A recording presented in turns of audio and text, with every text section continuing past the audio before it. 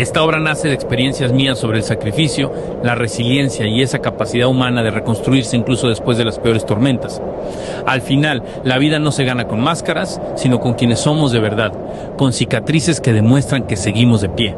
Le agradezco a Dios, a mi madre Lucía, a mi esposa Gloria, a mis hijas, a mi tío Manuel, mi tía Rafaela, amigos y familiares. Sin más, y con ustedes, un luchador sin máscara. Primera parte, raíces en Ayutla. Cada caída enseña, cada derrota fortalece y cada lucha revela quién eres en verdad. Capítulo 1. Un luchador sin máscara. Relato de las caídas y la fuerza de levantarse. Soy originario de Ayutla, Jalisco, un pueblo que para mí siempre fue más que calles y casas. Era un universo encantado, tejido de polvo, aromas y voces que aún guardo en la memoria. Mi infancia fue luminosa, aunque en ciertos pasajes la sombra del abuso emocional me rozara como un viento frío. Sin embargo, la resiliencia brotaba en mí como esas hierbas que nacen tercas entre las piedras del río. Mis padres, con poca educación formal, fueron, sin duda, ejemplares, maestros de vida que, con su ejemplo silencioso, me enseñaron que la honestidad, la lealtad y la responsabilidad eran los cimientos de cualquier destino. Teníamos una pequeña tienda que, para mis ojos de niño, era un reino de dulces, frascos y secretos escondidos en cada estante. El tintinear de las monedas, el olor a piloncillo y chocolate, y las voces de los clientes se mezclaban en un concierto cotidiano. Ahí aprendí a trabajar desde muy chico, a pesar de que a veces prefería correr tras un balón que despachar una soda. Crecí entre 6 hermanos y el barrio Corona, donde los vecinos eran como una gran familia que tejía lazos invisibles entre juegos, gritos y risas. Las fiestas de San Miguel Arcángel eran un estallido de magia que desbordaba el alma. Cada 29 de septiembre, el pueblo entero se transformaba en un escenario de colores, luces y devoción. Los carros alegóricos parecían barcos flotando en el aire, los juegos mecánicos nos hacían volar en círculos, y la fiesta de toros con sus tradiciones y folclor marcaba el pulso de Ayutla. Los bailes en la plaza eran rituales donde la música movía cuerpos y almas, y la romería Talpa se sentía como un peregrinaje al corazón de la fe, con el olor a velas, flores y maíz cocido impregnando cada paso. En ese tiempo Ayutla no tenía libramiento. La calle Ramón Corona y el mercado público eran nuestro universo entero. Hacer mandados y ganar unos pesos era como encontrar tesoros escondidos. Gritábamos a los camiones para que nos aventaran chicles, como si fueran lluvias de estrellas que caían del cielo. El fútbol, con los clásicos entre el Azteca y el Deportivo, dividía al pueblo en 2 tribus, cada una defendiendo con pasión no solo un color, sino una identidad. El campo de fútbol, más lija que pasto, era el altar donde se entregaban rodillas raspadas y sueños sudorosos. El fútbol no era solo un juego, era un ciclo completo de vida. Después del partido, todos se transformaban de los shorts a la ropa de gala, y el destino era la plaza principal, el casino, el beer garden o la disco fiesta. Comer pozole en el mercado principal, tostadas de Don Lupe Orozco, tacos de carne asada de la Fresa o el menudo de Matiana los domingos, era más que comida. Era un rito que reunía a todos en torno al sabor y la conversación. Y aunque regresar a la escuela parecía un castigo, pronto descubríamos que era solo el preludio del próximo fin de semana y del regreso del fútbol. Una vez, un carro alegórico iluminado y con una fuente de agua me dejó maravillado. Lupita Ramírez, como un mago del pueblo, lograba que cada 29 de septiembre fuera un día de fiesta impresionante, donde todos tenían un papel en la obra. Las banderas de tantos países ondeando al inicio de la peregrinación parecían un mapa vivo del mundo. El 28. Los tractores y campesinos ofrecían su maíz como si regalaran pedazos de esperanza. Los castillos y el torito pintaban el cielo de chispas, y el eco de las misas envolvía la fiesta en un halo místico. La gran rivalidad futbolística nació cuando tanto la primera del Deportivo como la segunda del Azteca llegaron a la final de la liga, donde competían equipos desde Guadalajara hasta la costa. Para Ayutla, eso fue épico, casi bíblico.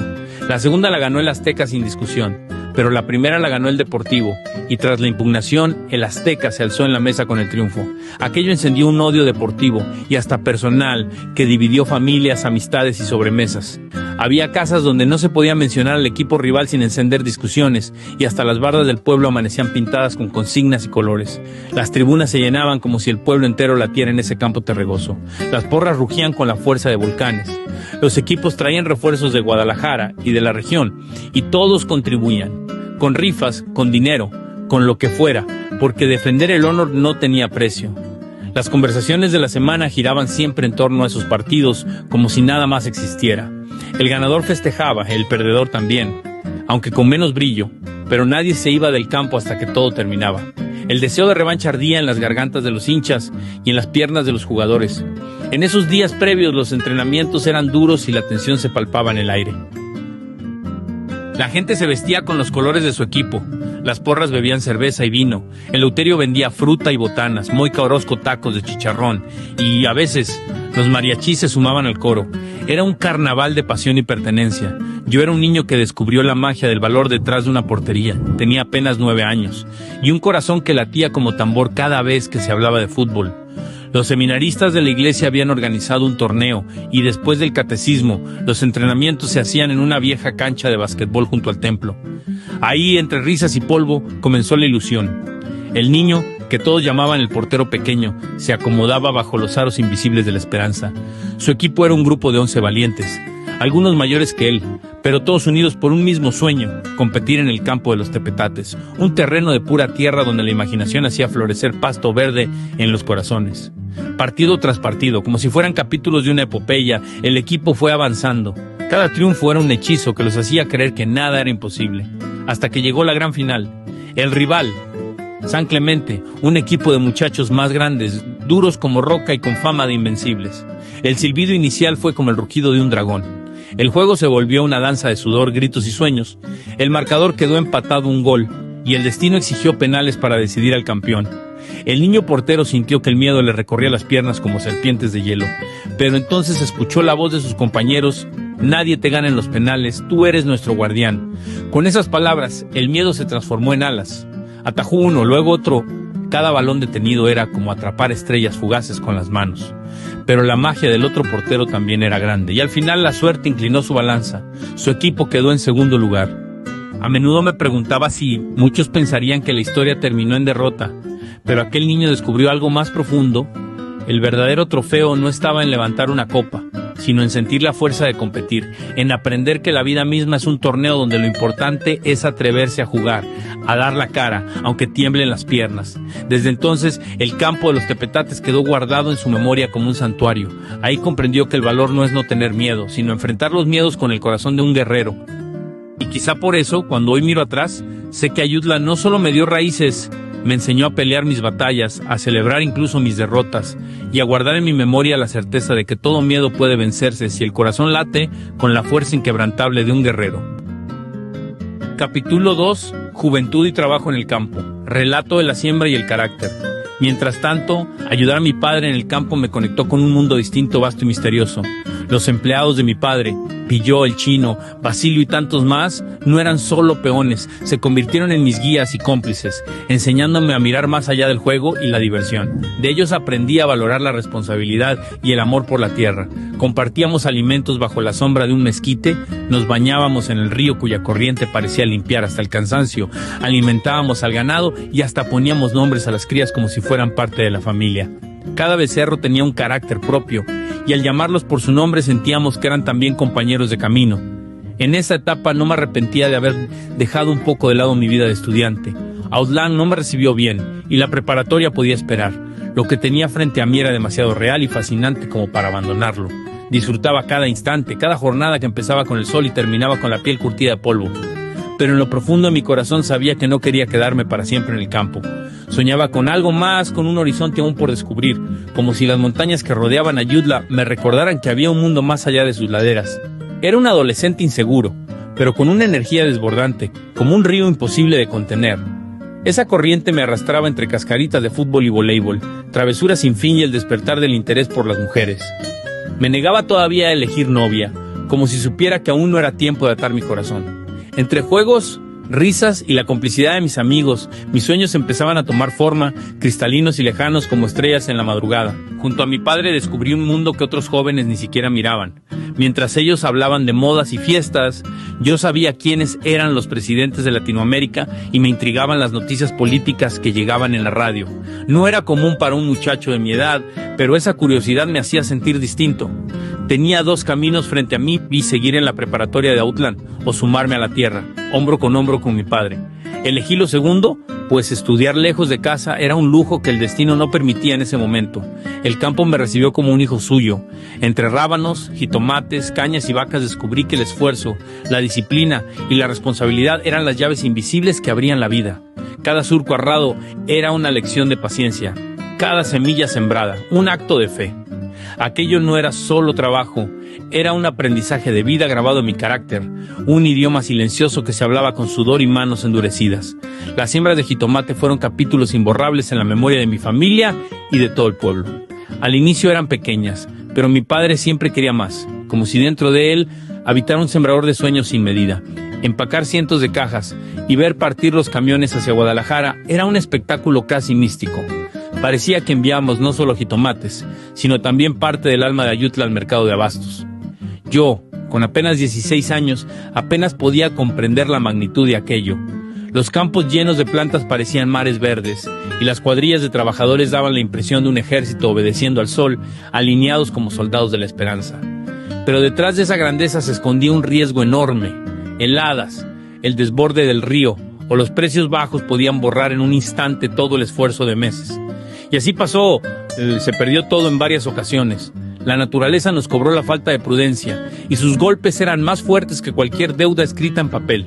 De haberse dedicado mi padre solo a los vegetales más nobles, rábanos, repollo, cilantro o incluso la caña, todo habría sido distinto. Pero en mi interior comprendía que Dios tenía otros planes para nosotros. Las dificultades llevaron a mi madre, con dolor en el alma, a emigrar a Estados Unidos junto con mis hermanos menores. Esa decisión abrió una herida que aún recuerdo como una fractura silenciosa. Años después comprendí lo duro que puede ser el destino cuando una familia trabajadora se ve dividida por la mala administración de un negocio que parecía prometer tanto. Por primera vez me sentí señalado, juzgado, bajo las miradas del pueblo y la crítica que se extendía como un rumor interminable en la plaza y en las cocinas. Yo ya tenía 20 años cuando mi madre emigró. Recuerdo aquella madrugada en que tocó suavemente mi puerta. Entró, me bendijo y sus palabras se quedaron tatuadas en mi memoria. Hijo, me voy con tus hermanos a Estados Unidos. Ahí te quedas para que cuides a tu papá. Sentí que el mundo se derrumbaba sobre mí, aunque todavía no imaginaba lo peor. Mi madre debía dinero a muchas personas, tantos acreedores que parecía imposible enfrentarlos.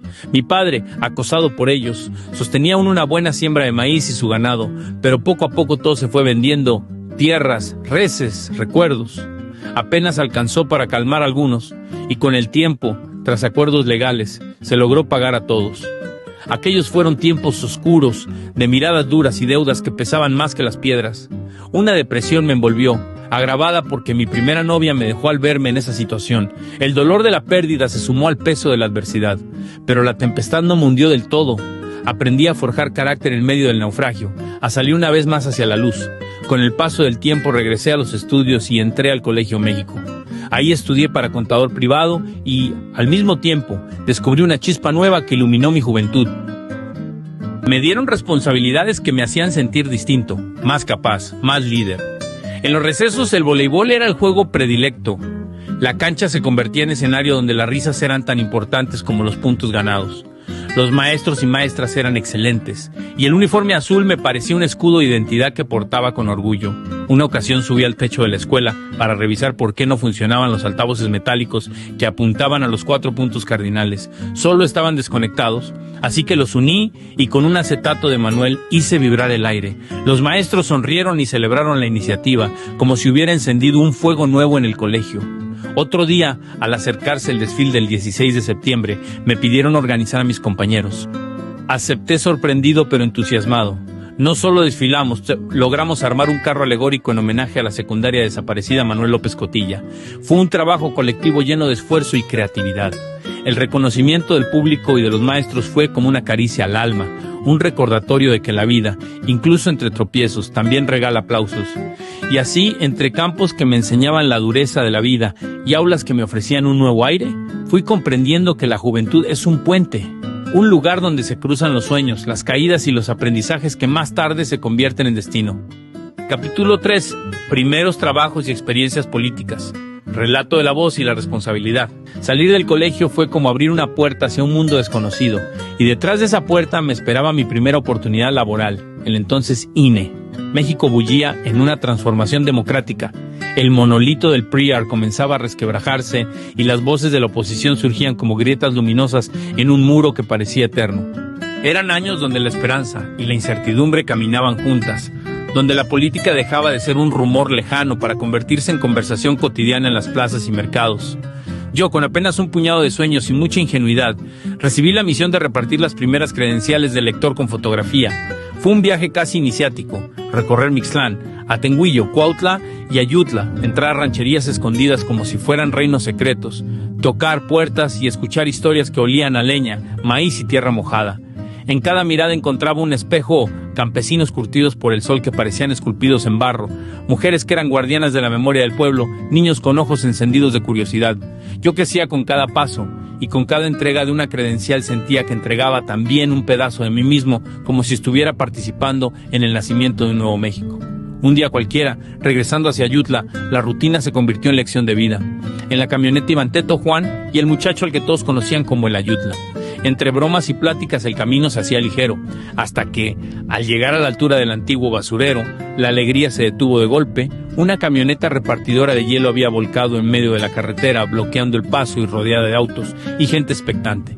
La mayoría miraba de lejos, con ese miedo que paraliza más que el peligro mismo. Pero Teto, el mayor, rompió el silencio con una frase que fue orden y destino. Nosotros no podemos quedarnos cruzados de brazos. Entonces avanzamos como soldados improvisados de la vida, abriéndonos paso entre los curiosos hasta llegar a la escena. El aire olía a polvo, miedo y sangre. En el suelo yacía un hombre inmóvil, con el rostro cubierto de heridas, mientras su compañero, aturdido por los golpes, caminaba en círculos perdido en su desconcierto. No había bomberos ni protección civil en aquellos tiempos, solo quedaba la solidaridad espontánea de la gente. Teto tomó el mando con voz firme. Hay que llevarlo al doctor. Con manos temblorosas improvisamos una camilla con una mampara de malla electrosoldada. Lo levantamos como si cargáramos un tesoro frágil y lo trasladamos al consultorio del doctor Jaime en Ayutla. El médico, al verlo, supo de inmediato la gravedad de sus heridas. Lo inyectó, lo estabilizó y ordenó un traslado a Guadalajara. Lo subimos a una ambulancia mal equipada, donde la vida del hombre se aferraba a un hilo casi invisible. Días después, la noticia cayó como una piedra en el corazón. El repartidor había muerto. Pero lo que nunca murió en mi memoria fue aquel instante en que el herido me apretó la mano con fuerza desesperada. Con lágrimas en los ojos, con un dolor que traspasaba la piel, me dijo con voz quebrada: tengo 2 hijos y me voy a morir. Los voy a dejar desamparados. Yo, joven e inexperto, apenas supe qué responder. Con voz temblorosa repetía la promesa imposible: no te vas a morir, aguanta. Aunque el destino fue irreversible, esa mirada y ese apretón de mano quedaron grabados en mí como una cicatriz invisible. Fue ahí donde comprendí que la vida es frágil como el cristal, que puede romperse en cualquier curva del camino. También comprendí que el deber de ayudar nunca debe posponerse, porque aunque no siempre podamos salvar, siempre podemos acompañar. Y en ese acompañar, en ese gesto humilde de estar junto al dolor del otro, se encuentra la verdadera grandeza de ser humano. Ese día entendí que no basta con vivir para uno mismo. La vida siempre nos pone en el camino de otros, y a veces lo único que podemos ofrecerles es nuestra presencia. Aprendí que acompañar, aunque no cambie el desenlace, transforma el alma de quien ayuda y de quien es ayudado. Desde entonces llevo grabada la certeza de que cada encuentro humano es un cruce de destinos, y que en esos instantes de fragilidad se revela la verdadera fuerza del corazón. Capítulo 4. Experiencias en Guadalajara y el amor por la comunicación. Relato de la ciudad y la integridad. Mi etapa en el Ayuntamiento de Guadalajara, como inspector de reglamentos y espectáculos, fue como abrir una puerta a un universo paralelo, donde la ciudad respiraba a través de luces, voces y multitudes. Caminar por sus avenidas, supervisar negocios, conocer empresarios y artistas, y enfrentar la magnitud de los eventos masivos era como asomarse a un escenario en constante movimiento. Para un joven que venía de Ayutla, aquello era un mundo nuevo, fascinante y desafiante, donde la inocencia del pueblo se mezclaba con la astucia de la ciudad. El Estadio Jalisco fue uno de mis grandes salones de aprendizaje. Allí, entre el rugido de la afición y el eco de los tambores, yo no solo vigilaba la seguridad, también aprendía la disciplina de la atención, la responsabilidad de velar por miles de almas reunidas bajo un mismo grito. El pasto verde parecía un altar, los jugadores figuras míticas que encarnaban pasiones, y yo desde mi trinchera sentía que formaba parte de esa ceremonia colectiva. Una anécdota se grabó en mi memoria como un destello. En la Plaza de Toros Nuevo Progreso, una gira de una telenovela infantil había desbordado la taquilla, boletos de más, niños llorando, padres desesperados. Las puertas se cerraban como murallas implacables y entre la multitud la nieta del entrenador La Volpe sollozaba por entrar. Un asistente suyo me pidió ayuda y en un impulso de humanidad abrí un resquicio para dejarla pasar. Ese gesto, tan pequeño en apariencia, se convirtió en un puente. Desde entonces, La Volpe nunca olvidó mi rostro. Cada vez que me veía en un entrenamiento o en el estadio, me saludaba con respeto. Fue entonces que comprendí que la empatía, incluso en medio del caos, deja huellas imborrables. Otra anécdota fue en el Estadio Jalisco, donde las almas rugen como volcanes encendidos y el comercio nunca duerme. Allí apareció un joven que todos llamaban el Ayutla. Era el más nuevo entre 60 inspectores del ayuntamiento, hombres curtidos, abogados, profesionistas y veteranos de 1000 batallas. Lo miraban con respeto, pero también con cierta burla, pues su inocencia brillaba demasiado en un mundo acostumbrado a la sombra. Pronto llegó la prueba. El Estadio Jalisco se preparaba para un partido de esos que detienen el pulso de la ciudad. Afuera, los revendedores movían los boletos como si fueran monedas de oro. Era un negocio tan viejo como el estadio mismo, alimentado por clubes y protegido por la costumbre. El Ayutla no conocía las mañas de aquel juego, pero conocía algo más fuerte, la honestidad que le habían enseñado desde niño. Y así, en medio de la multitud, atrapó a un revendedor en plena transacción. Lo tomó del brazo con firmeza para llevarlo al área de actas. Fue entonces que la corrupción se defendió. Un golpe traicionero en la espalda lo derribó. El caos estalló. Habían golpeado al nuevo. Con la nariz rota y la dignidad intacta, el joven se levantó. No estaba solo. La noticia llegó al ayuntamiento y para el siguiente partido enviaron policías, refuerzos y nuevas medidas. Bajo la orden del presidente municipal Francisco Ramírez Acuña, se obligó a los clubes a distribuir boletos en varios puntos de la ciudad, con precios justos para la gente común. En aquel ambiente, muchos inspectores se vendían, permitiendo trampas y negocios ocultos. Pero había un pequeño grupo encabezado por el Ayutla que era la pesadilla de los corruptos. Donde él aparecía, los revendedores murmuraban con rabia: ahí va el nuevo, ese no se vende. Y aunque ganó enemigos, también ganó el respeto que solo se obtiene con sangre y valor. El joven entendió que la integridad es una armadura invisible, protege el alma, aunque el cuerpo sangre, y comprendió que la justicia no siempre vence de inmediato, pero cada acto honesto deja huella en la historia. Así, con su nariz rota y el corazón firme, el inspector que no se vendía escribió una página que lo acompañaría para toda la vida, recordándole que la verdadera victoria no es vender más boletos ni ganar más dinero, sino conservar limpio el nombre y el espíritu. Mientras tanto, otra pasión que ardía en mí encontró su cauce: la radio. Aquella estación en Guadalajara no estaba cerca de mi origen, pero sí de mi destino. Al principio, me limitaba a leer horóscopos, un papel modesto que me conectaba con el misterio de las estrellas y las ilusiones de la gente. Pero el destino, siempre travieso, me puso un micrófono verdadero en las manos. Una tarde, el esposo de la titular del programa no pudo asistir y me pidió que lo reemplazara entrevistando a los invitados. Lo que debía ser un favor improvisado se convirtió en un renacer. Desde ese momento, quedé como su compañero frente al micrófono. El programa de 2 horas se transmitía desde un edificio en la esquina de Avenida Niños Héroes y Enrique Díaz de León, un lugar donde las ondas de radio parecían fluir como corrientes invisibles que llevaban mi voz más allá de los muros. Hablar en vivo, improvisar, sostener una conversación con alguien que nunca había visto, me dio una certeza: la comunicación era un arte y yo tenía el alma para cultivarlo. Después de cerrar mi etapa en el ayuntamiento, me integré a la Secretaría General de Gobierno del Estado de Jalisco, donde el aprendizaje tomó un tono más duro, más terrenal. Allí viví experiencias que me marcaron.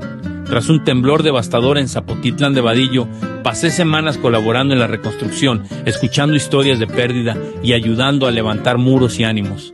En Tamazula de Gordiano participé en la repetición de unas elecciones tensas, donde las calles respiraban incertidumbre y el futuro pendía de la negociación más mínima. Recuerdo especialmente aquel día en que manifestantes amenazaban con reventar la toma de protesta de un nuevo ayuntamiento. Me tocó encabezar el diálogo, contener la tormenta con palabras y lograr que todo se desarrollara en calma. Cada recorrido por el estado era como atravesar distintos mundos: montañas que parecían guardianes milenarios, pueblos que vivían entre la esperanza y la resignación, comunidades que pedían ser escuchadas. Todo ello forjó en mí un carácter más firme, un liderazgo más consciente, una serenidad para manejar responsabilidades complejas. Y mientras todo eso ocurría, la radio seguía latiendo dentro de mí como un corazón paralelo. La comunicación, ya fuera desde el micrófono o desde la política, me recordaba siempre la misma verdad: la palabra tiene poder, La voz puede construir o derribar muros. Sin saberlo aún, todas estas experiencias en Guadalajara y en el estado eran preparación. Mi regreso a Ayutla fue como volver al escenario de una batalla inconclusa. El sueño era claro: romper la hegemonía del PRI y abrirle paso a la oposición en la historia política del municipio. No fue sencillo. La división interna del prismo fue la grieta por donde entró la luz, y con el apoyo de mi tío Manuel como vicepresidente logramos la primera victoria de la oposición. Esa administración fue dura, llena de tropiezos y aprendizajes, pero preparó el terreno para una revancha gloriosa. En Guadalajara descubrí que la vida es un escenario múltiple, un estadio que vibra como un corazón colectivo, una cabina de radio donde la voz viaja sin fronteras, una oficina donde las decisiones pesan sobre pueblos enteros. Aprendí que la integridad es más valiosa que cualquier boleto, que la empatía abre puertas más firmes que el poder, y que la palabra, ya sea dicha en un mitin, en una negociación o frente a un micrófono, tiene la capacidad de sostener o derrumbar mundos. Esa certeza me acompañaría siempre, como brújula y como destino. Capítulo 5. El regreso a Ayutla y la transformación política. Relato del poder y el servicio. Volver a Ayutla fue como regresar a un libro que había quedado abierto en medio de la tormenta. Allí, entre montañas y calles polvorientas, se encontraba la lucha inconclusa: lograr que el municipio fuera gobernado por la oposición, un sueño que hasta entonces parecía imposible. Mi tío Manuel llevaba la antorcha de esa misión, y yo decidí poner todo mi corazón y mi energía en apoyarlo. La tarea no era sencilla. El PRI, ese gigante de muchas cabezas, aún dominaba la vida política, y cada paso que dábamos era observado, cuestionado, resistido. La división interna de sus filas nos ofrecía una grieta, pero debíamos transformarla en camino. Fue entonces que nos dedicamos a construir, poco a poco, la estructura con la que competiríamos por el municipio. Recorríamos rancherías, visitábamos casas, hablamos con campesinos de manos ásperas, con comerciantes que soñaban con mejores ventas, con jóvenes que anhelaban oportunidades. Cada diálogo era una semilla que enterramos en la tierra de la esperanza. No todo era aceptación. También había dudas, resistencias, voces que nos acusaban de ilusos. Pero en esa mezcla de entusiasmo y cansancio, de rechazo y fe, se fue tejiendo una fuerza nueva, invisible y poderosa, como un río subterráneo que empezaba a brotar en la superficie. Y lo logramos. Mi tío Manuel ganó la primera elección, un hecho que cambió la historia política del municipio. Esa primera administración fue como abrir la ventana de una casa cerrada durante décadas. Entró aire fresco, aunque con corrientes difíciles de controlar. Las obras comenzaron a levantarse.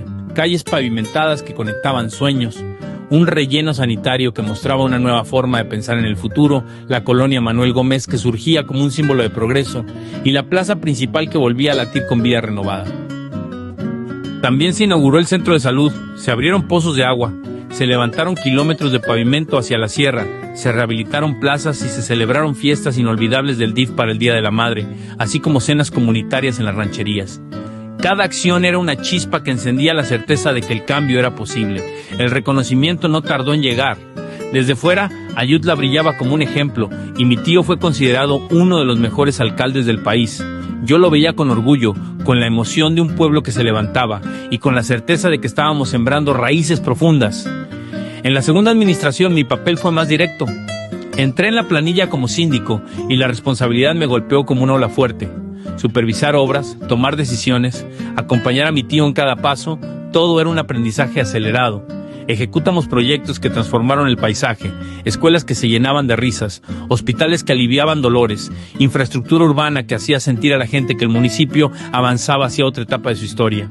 Era una época de satisfacción, de mirar atrás y reconocer que los sueños podían convertirse en realidades palpables. El regreso a Ayutla me enseñó que los pueblos, igual que las personas, también sueñan con libertad. Vi cómo un municipio podía despertar de la costumbre y apostar por un futuro distinto.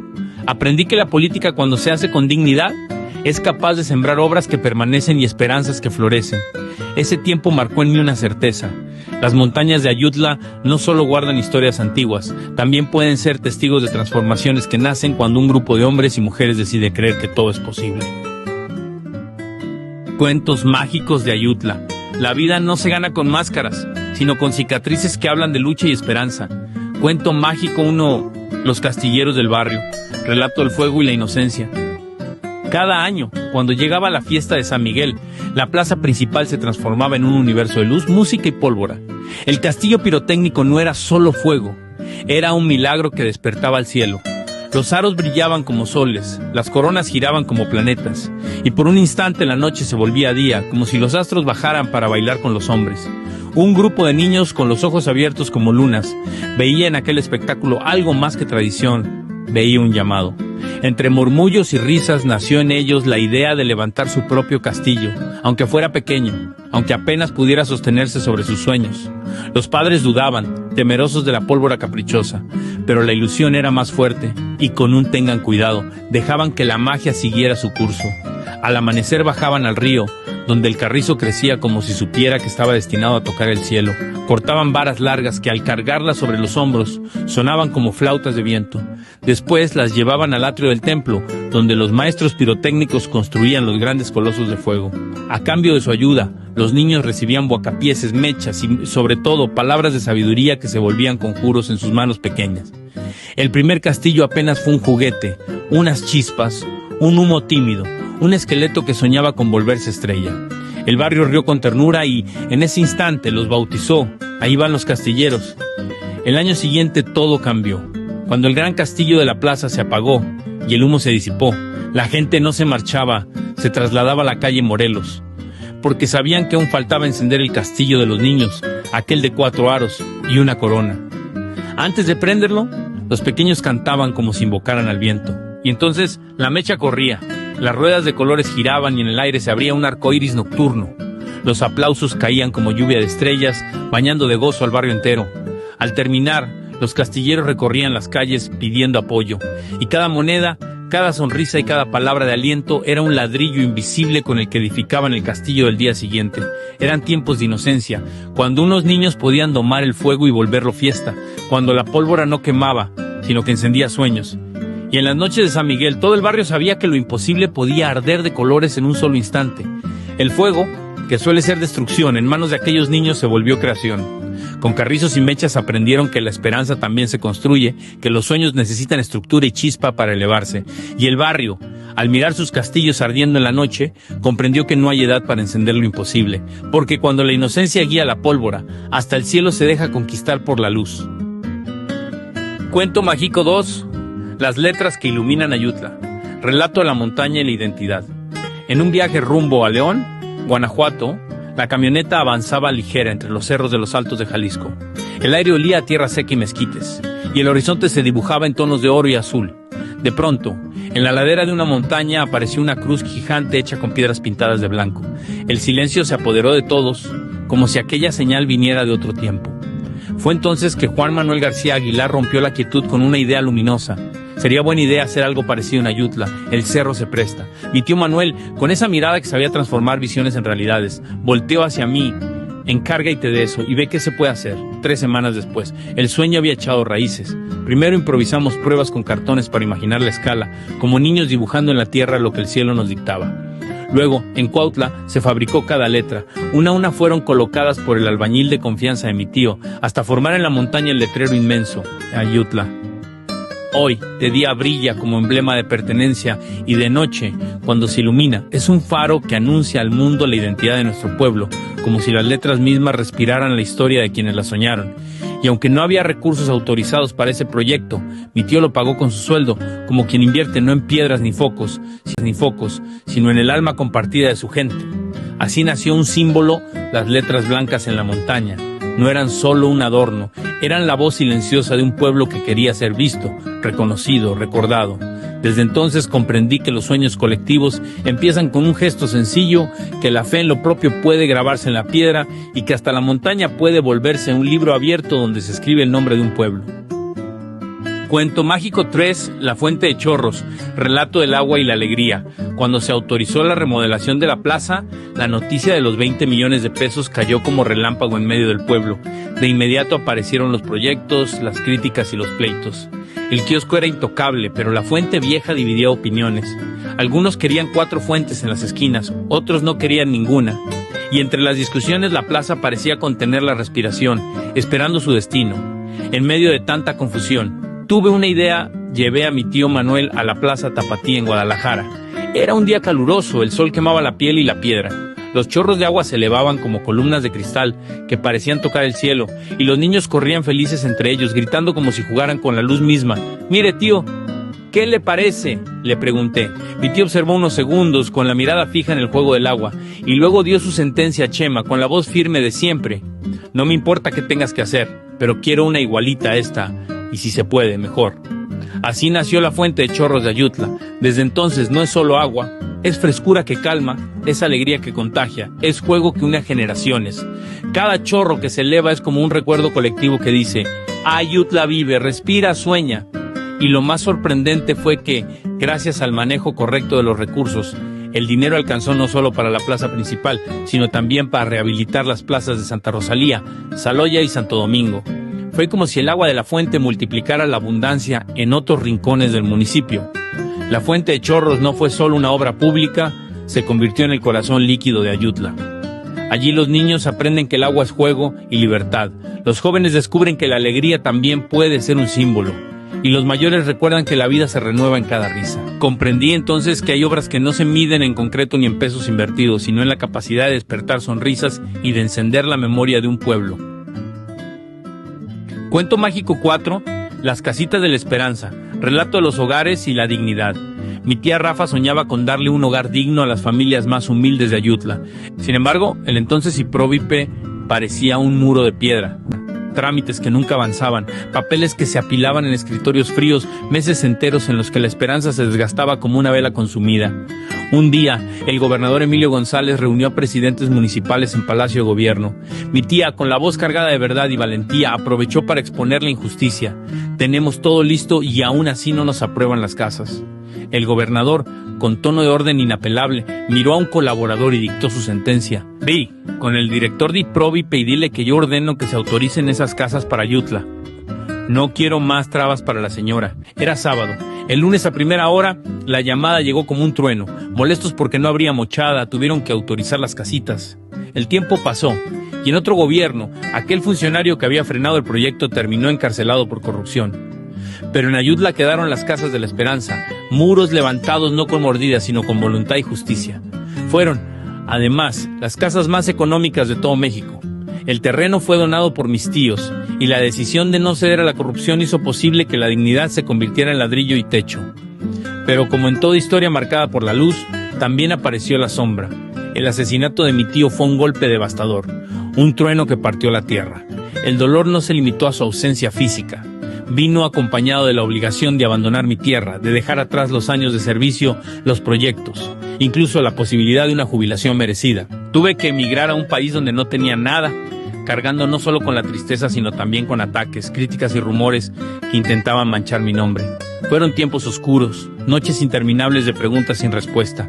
Sin embargo, de esa oscuridad surgió una enseñanza que se grabó en mi corazón. La vida siempre nos enfrenta a tormentas imposibles de controlar, y la única salida es resistir como los árboles que doblan sus ramas, pero no se quiebran. Hoy sé que la política, cuando se ejerce con honestidad, puede transformar la vida de un pueblo. Sé también que la familia y la comunidad son refugios sagrados, y que la dignidad se defiende con la frente en alto, aunque el viento intente derribarnos. Ayutla quedó marcado con huellas que aún resisten. Esas casitas, aún en pie, son testigos de que nuestro esfuerzo no fue en vano. Y yo, en medio del dolor y la distancia, comprendí que incluso en los momentos más difíciles es posible sembrar cambios que perduren más allá del tiempo, como árboles que seguirán ofreciendo sombra a las generaciones futuras. Las casitas de la esperanza no son solo construcciones, son una lección de que la justicia puede volverse techo, que la dignidad puede convertirse en pared, que la resistencia puede tomar la forma de un hogar. Y aunque la sombra del dolor quiso apagar ese sueño, las casas siguen ahí, recordando que la luz siempre se abre paso en medio de la adversidad. Cuento mágico 5, La clausura que nunca fue. Relato de la ley y el destino. Apenas comenzaba mi andar como inspector de reglamentos y espectáculos en el Ayuntamiento de Guadalajara. Era mi primera guardia, y yo la sentía como un rito de iniciación, o en fines de semana entregados a la ciudad mientras otros descansaban. Mi jefe era Carlos López, el gran Carlos, un hombre sabio que parecía conocer los secretos de cada rincón urbano. Para mí fue más que un jefe, fue maestro, protector, un guardián puesto en mi camino. Yo apenas hojeaba reglamentos que se me antojaban más conjuros que leyes, cuando la radio lanzó una orden que retumbó como un trueno.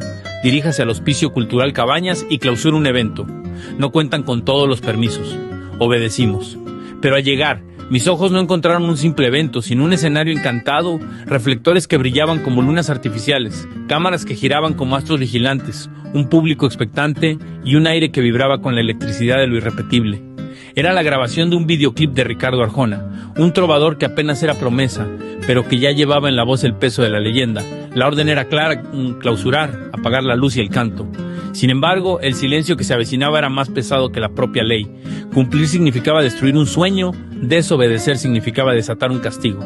Vi al gran Carlos dudar, como quien sostiene en sus manos la llave de la esperanza. Entonces, como salido de un cuento, apareció el Larcé, Ricardo Arjona. No pidió clemencia, habló. Su voz era melodía, sus palabras poesía. Habló del esfuerzo de su gente, de la importancia de aquella filmación. Cada frase encendía hasta las sombras que habitaban los murales del hospicio. Me atreví a acercarme a Carlos y murmuré, con el corazón acelerado: ¿por qué no hablas con la regidora de Cultura? Busquemos otra salida, no apaguemos este sueño. Carlos me escuchó. No solo habló con la regidora, también tomó el teléfono y llamó al vicepresidente municipal, don Héctor Pérez Plazola. Las palabras cruzaron el aire como sortilegios, y al final la solución llegó como un relámpago de alivio. Se permitiría la grabación, con la condición de proteger los murales y resguardar el recinto con la policía.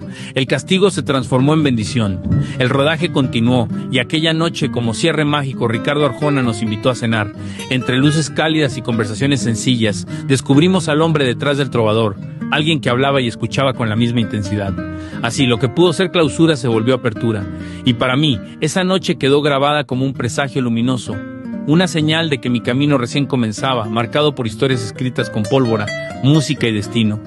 La ley y la inspiración parecían enfrentarse aquella noche, pero aprendí que cuando se busca con honestidad, ambas pueden caminar juntas. Entendí que la justicia no siempre está en la rigidez de un reglamento, sino en la capacidad de abrir puertas sin dañar lo sagrado. Y descubrí que a veces la vida nos coloca ante decisiones que parecen pequeñas, pero que en realidad son la chispa de un destino entero. Segunda parte: Caminos del exilio. La resiliencia no es no caer, sino levantarse siempre. Capítulo 6. Dejar mi tierra. Relato del dolor y la resiliencia. Dejé mi tierra y emigré a Estados Unidos, llevando conmigo no solo maletas, sino también años de servicio, aprendizaje y compromiso. En el camino quedaron las calles que ayudamos a pavimentar, los sueños compartidos y la voz de mi tío, que aún resonaba como un eco en mi memoria. Cada esquina de Ayutla me llamaba, pero la vida me empujaba a partir. Lo que vino después fueron críticas, miradas juzgadoras y ataques personales. No podía ser diferente. Los adversarios políticos, como aves de rapiña, aprovecharon la caída para desgarrar lo que quedaba. En medio de la desgracia, muchos que se decían mis amigos o compañeros de lucha afilaron puñales invisibles para clavarlos en mi espalda, inventando historias, manchando mi nombre, queriendo borrar con rumores lo que con hechos habíamos construido. Pero así como hubo quienes traicionaron, también se levantaron muchos más, gente que de verdad me conocía, y otros que, sin haber compartido tanto conmigo, decidieron no sumarse a la mentira. Algunos salieron a defenderme con palabras firmes, otros con el simple acto de no creer en la campaña de desprestigio. Su apoyo silencioso se volvió luz en medio de la tormenta. Aún así, elegí aferrarme a lo luminoso, los buenos momentos, la enseñanza de haber construido un gobierno honesto y comprometido, el trabajo hombro a hombro con mi tío y su equipo, el orgullo de haber contribuido a mejorar mi tierra. Todo ello fortaleció en mí un sentido más hondo de justicia y responsabilidad. De aquellos días difíciles nació una verdad inquebrantable: el éxito puede ser grande, pero la vida siempre guarda sorpresas, algunas luminosas y otras desgarradoras. Y lo único que permite levantarse después de la caída es la fe, la resiliencia y la determinación. Hoy, desde la distancia, sé que las huellas que dejamos en Ayutla siguen latiendo en sus calles y en su gente. Cada obra construida, cada palabra sembrada, cada gesto de dignidad quedó como semilla en el corazón del pueblo. Y aunque tuve que dejar mi tierra, entiendo ahora que nadie puede arrebatarme lo que fue sembrado con honestidad y amor. Dejar mi tierra fue como arrancar raíces vivas, pero también fue descubrir que las verdaderas raíces no se pierden, se expanden bajo la memoria y florecen en quienes siguen caminando esas calles. Comprendí que la vida nos lleva lejos a veces, no para olvidar lo que somos, sino para recordarnos que la dignidad no tiene frontera y que la justicia, aunque herida, sigue creciendo como árbol indestructible en la conciencia de un pueblo. Capítulo 7. Llegada a Vallejo y el inicio en Jalapeños. Relato de la lucha y la resistencia. Llegar a Vallejo fue como despertar en otro mundo. Mis hermanos me recibieron con los brazos abiertos, dándome el calor necesario para que el exilio no se sintiera tan frío. Al principio pensé que sería solo por un tiempo, que cuando las aguas se calmaran en México podría regresar, pero pronto entendí la verdad: no había retorno posible. La vida me estaba marcando un nuevo rumbo, y debía aprender a caminarlo, trabajando en lo que fuera, reinventándome en tierra ajena. Mi primera parada fue en una llantera, con las manos ennegrecidas por la grasa y el cuerpo cansado. Pero la vida, siempre llena de giros, me llevó junto a mis hermanos a comprar un pequeño restaurante. 2 de ellos decidieron no continuar, quizá porque vieron algo que yo aún no quería reconocer. Yo me quedé con la responsabilidad sobre los hombros, decidido a no dejar que aquel lugar se apagara. Durante un año entero no descansé ni un solo día. Me sumergí en el mundo de la operación, de la cocina y de los sabores. Aprendí a manejar cada detalle, como si el restaurante fuera un organismo vivo que respiraba gracias a mis manos. El negocio creció poco a poco, hasta convertirse en un lugar reconocido en la ciudad. Durante 5 años lo entregué todo, hasta que llegó la pandemia. Ese momento fue como un espejo que se rompe. Descubrí que el negocio no era tan mío como había creído. Las ventas subían, las ganancias eran visibles, pero yo seguía siendo solo un número en el tablero. Fue un golpe duro, porque siempre he dado el corazón en lo que hago, y trabajar sin reconocimiento ni recompensas me mostró que debía replantear mi camino. Antes de llamarse Jalapeños, el restaurante era Jalos. Tenía apenas 18 mesas, pero su fama era grande y oscura. La gente lo evitaba porque ahí reinaban los pleitos, la violencia y un ambiente que espantaba a las familias. Era más que un restaurante, un territorio sin dueño, o peor aún, con dueños de miedo. Cuando yo llegué, supe que no tenía otra opción. Aquel sitio era mi única tabla de salvación para tener un trabajo digno en un país extraño. No fue fácil. Hubo que fajarse, soportar amenazas, discusiones y pleitos interminables con quienes sentían que mandaban ahí. Cada día era una batalla y cada noche un reto de resistencia. Pero poco a poco, con sudor, disciplina y fe, ya los dejó de ser cueva de sombras y se convirtió en espacio de vida. Donde antes había miedo, comenzó a brotar respeto. Donde había violencia, empezó a sentirse la esperanza de un trabajo bien hecho. Entre los que acompañaron esa transformación estuvo Don Pedrito, un hombre sencillo y responsable que se volvió más que un empleado, un amigo, un hermano de lucha. Su sonrisa sostenía los días difíciles y su compromiso era ejemplo para todos. Hasta que llegó la pandemia, el enemigo invisible se llevó a muchos, y entre ellos a Don Pedrito. En un mes perdió la batalla contra el COVID. Su ausencia dejó un vacío que aún duele como herida abierta. Tenía tantas razones para vivir, tantas ganas de seguir luchando, que su partida fue un golpe difícil de aceptar. Con el corazón encogido, entendí que Jalapeños ya no era solo un lugar de trabajo, era un símbolo de resistencia, un testigo de lágrimas, sudor y amistades verdaderas. Y que, aunque la muerte arrebate cuerpos, nunca podrá borrar la huella que dejan los amigos que se convierten en familia. Sin embargo, lo que había nacido como un proyecto para trabajar dignamente en un país extraño, y a mis ya 42 años de edad, pronto se convirtió en un cúmulo de promesas incumplidas y desilusiones. Ver que otras personas, que no habían hecho nada para convertir a Jalapeños en lo que era, tenían mejores derechos, vacaciones, tiempo libre e incluso mejores sueldos y ganancias, era como recibir una cachetada cada día. Después de 10 largos años, llegó el momento de decir adiós. En Jalapeños aprendí más que de comida. Aprendí a cantar para alegrar a los clientes, a ser anfitrión para hacerlos sentir en casa, a liderar un equipo y a sacar lo mejor de cada producto, de cada peso, de cada oportunidad. Llegamos incluso a comprar una lonchera para servicios externos. Al inicio parecía un fracaso, pero luego floreció en éxito. Cuando nadie podía atenderla, yo mismo me encargaba sin pedir compensación alguna. Ese sacrificio me confirmó lo que ya intuía: debía buscar un lugar donde mi esfuerzo y mi talento fueran valorados. Con el tiempo, Jalapeños creció hasta tener casi 40 empleados y se convirtió en un referente local, con comediantes, artistas y noches de karaoke que llenaban de vida el espacio. Pero dentro de mí algo seguía latiendo con fuerza, la certeza de que debía tomar un camino propio. Y así lo hice. Salí fortalecido de esa experiencia, llevando conmigo lo aprendido, resiliencia, esfuerzo y liderazgo. Sabía que aún quedaban capítulos por escribir y que la historia apenas estaba comenzando. Fue entonces cuando decidí emprender mi propio proyecto, una taquería pequeña, nacida casi del aire y de la voluntad, sin capital para grandes sueños, pero con toda la experiencia acumulada. No fue fácil. La falta de recursos me obligó a venderla y empezar de nuevo, enfrentando otra vez esa dualidad que parece seguirme siempre, éxito y fracaso, como dos sombras que bailan juntas detrás de mí. Jalapeños fue más que un restaurante. Fue escuela, fue campo de batalla, fue refugio y fue herida. Me enseñó que incluso en tierra ajena uno puede sembrar raíces, aunque el viento intente arrancarlas. También me recordó que la dignidad no se mide en sueldos ni reconocimientos, sino en la certeza de haber dado todo con honestidad. Y entendí que los caminos, aunque estén hechos de éxitos y fracasos, siempre conducen a un horizonte nuevo. En ese horizonte me esperaba la posibilidad de reinventarme una vez más. Capítulo 8. La vida en Vallejo y la pasión por comunicar. Relato de las semillas y la voz.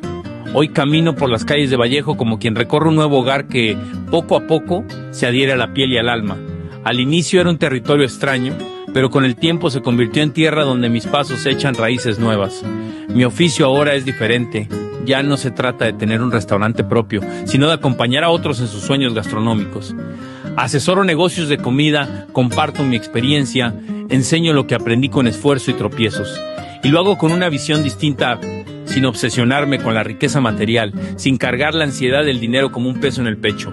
Ahora mi brújula son la familia, la salud y la conciencia tranquila. Al mismo tiempo, el destino me devolvió a mi primer amor, la comunicación. En una pequeña estación de radio local, en Vallejo, encontré de nuevo la magia del micrófono. Cada programa es como abrir una ventana al alma. Comparto historias, vivencias y aprendizajes. Y siento que mi voz viaja como un río invisible que conecta corazones dispersos.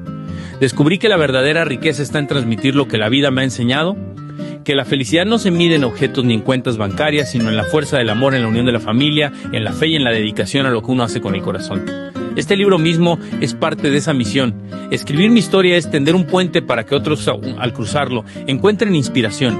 Quiero que mis palabras sean semillas, que quien las lea entienda que siempre es posible levantarse después de caer, que los sueños nunca se extinguen mientras exista voluntad y esperanza. Y en mi horizonte se dibuja un deseo: presentarme ante la gente, dar conferencias, compartir sobre resiliencia, motivación y la manera de transformar los talentos personales en herramientas para superar cualquier obstáculo. En este viaje, mi esposa Gloria ha sido mi roca, el pilar sobre el cual sostengo cada batalla, y mis hijas son mi motor, la razón por la que mis pasos nunca se detienen. Dios es la luz que guía mi andar, el faro en medio de las noches más oscuras. Aunque el camino ha estado lleno de pruebas, nunca ha dejado de estar iluminado por la fe y el amor. Hoy comprendo que la vida es un libro infinito donde cada caída no es un final, sino un capítulo de aprendizaje. El mayor tesoro no está en lo que se posee, sino en la capacidad de levantarse una y otra vez, de mantener viva la fe y de luchar por los sueños mientras se cuida lo más sagrado, la familia, la dignidad y la integridad del espíritu. En Vallejo aprendí que uno puede perder la tierra de origen, pero nunca la capacidad de sembrar en otro suelo. Cada palabra compartida en la radio, cada consejo dado en un negocio, cada gesto hacia mi familia son semillas que germinan aún lejos de Ayutla. Comprendí que la vida es un camino donde lo importante no es el terreno que se pisa, sino la dirección del corazón. Y que, mientras las raíces sigan firmes en la fe, ningún viento podrá arrancar el árbol que seguimos siendo. Tercera parte, el círculo y la siembra. La imaginación es infinita, no tiene límites, y hay que romper donde se cierra el círculo. Hay una puerta, puede haber una puerta de escape, y por esa puerta hay que desembocar, hay que irse. Un luchador sin máscara. Juan Rulfo, capítulo 9, el círculo de la vida. Relato del regreso y la plenitud. He caminado por senderos luminosos y también por veredas oscuras. He visto triunfos que parecían eternos y derrotas que parecían mortales. He amado, he perdido, he aprendido y he vuelto a comenzar. Y al mirar atrás descubro que mi vida no ha sido una línea recta, sino un círculo. Cada etapa me ha devuelto al mismo punto esencial, a lo verdaderamente importante: la familia, la fe, la dignidad y la capacidad de levantarse. Cada ciudad que pisé, Ayutla, Guadalajara, Vallejo, fue un capítulo vivo de este libro. Ayutla me enseñó la lucha y la política como herramienta para servir al pueblo. Guadalajara me abrió el mundo de la comunicación y me entrenó en el arte de negociar, de escuchar y de resolver conflictos. Vallejo, con sus retos y oportunidades, me mostró el verdadero significado de la resiliencia, empezar de cero y volver a creer en uno mismo como semilla que brota en tierra extraña. Hoy sé que todo lo vivido, los micrófonos de radio, los estadios repletos, las plazas con multitudes, las cocinas ardientes de los restaurantes, los silencios tras el dolor, han sido piezas de un mismo rompecabezas. Y ese rompecabezas revela una verdad simple y poderosa: la vida es un don sagrado, y el éxito no se mide en riquezas, sino en la huella que dejamos en los demás. Mi historia no termina aquí. Al contrario, este libro es apenas un faro encendido para quien necesita encontrar luz en medio de la tormenta. Sueño con seguir hablando, compartiendo, inspirando. Sueño con que mis palabras sean alas para otros, semillas que germinen en quienes buscan esperanza. Si algo quiero que quede grabado en quien lee estas páginas es esto: nunca temas comenzar de nuevo, nunca te avergüences de caer y nunca olvides que dentro de ti hay un poder infinito para levantarte. Dios es mi guía, mi esposa y mis hijas son mi fuerza, y la comunidad es el terreno donde siembro mi experiencia. Concluyo este libro como quien cierra un círculo, pero no con un adiós, sino con un continuará. Porque mientras haya vida, habrá sueños, y mientras haya sueños, habrá caminos por recorrer. Toda vida es un árbol, hunde sus raíces en la memoria, extiende sus ramas hacia el cielo y entrega sus frutos al tiempo. Mis raíces están en Ayutla, las semillas que planté germinaron en Guadalajara y Vallejo, y los caminos que recorrí me enseñaron que nada se pierde cuando se vive con dignidad.